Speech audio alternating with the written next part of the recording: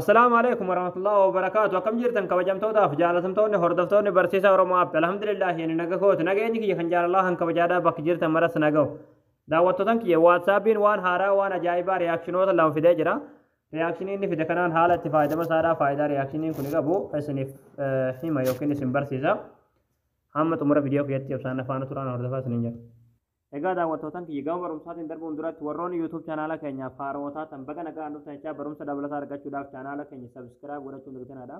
Yeroo sabiskiraayibii gootan barumsi asirratti dabarsinu guyyaan nama dura akka simbira ga'uuf mallattoo notifikashinii sana killee itti godhaadha. Achi booda ool fayyadamtoota irra kaayyadhaadha. Barumsi keenya yoo isinitti tolee isin gammachiise viidiyoo keenya laayik sheer gootanii namoota baay'ee biraan ga'uun dirqanaadha. Egaa gamanummaan hanga barumsaa sin dabarsaa hanga xumura viidiyoo kiyyatti obsaan afaana turaan hordofaa isiniin jedha.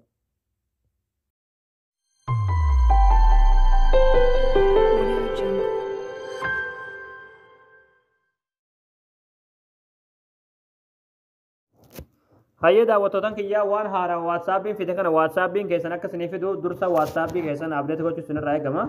Abdeet gochuudhaaf akkuma baramee filaastoorii keessan galtaniituma waatsaappii keessan abdeet gootan jechuudha.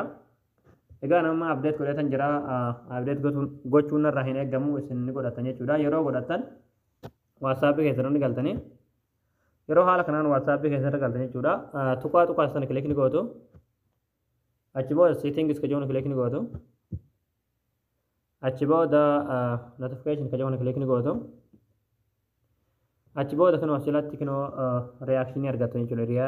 Reaction notifications ka jiru jechuudha. Tuni haarawa jechuudha. Reefu dhufte jechuudha. Dabalataan ammallee asirratti reaction notification ka jettu ni jirti. Tuni faayidaan ishiidhaa maali yoo jettan jechuudha. Faayidaan ishiidhaa akkuma messengeraa yookiin immoo akkuma telegiraamaa san jechuudha. Waan yaada namarratti yaani fakkeenyaaf waan namni si barreessu tokko irratti emoojii garagaraadhaa namaaf kennu ni gale. Fakkeenyaaf faayidaan reakshinii kanaadha jechuudha. Mee isinitti ni agarsiisa. Amma fakkeenyaaf messengeraa irratti jechuudha barreeffama harkaan gadi yoo qabne jechuudha.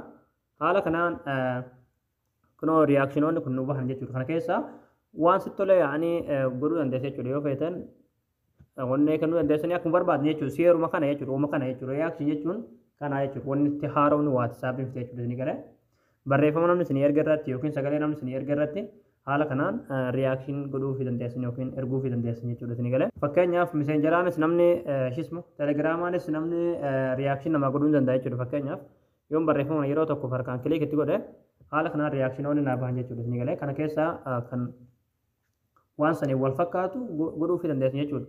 Akkuma laayikii jechuudha akkuma laayikii feesbuukaa sana. Isin galee haala kanaan fakkeenyaaf akkas godhuu feene haala kanaan yaada irratti kennuu dandeessan reakshin godhuu fi dandeessan jechuudha waan namni isiniif erge tokko irratti jechuudha isin galee.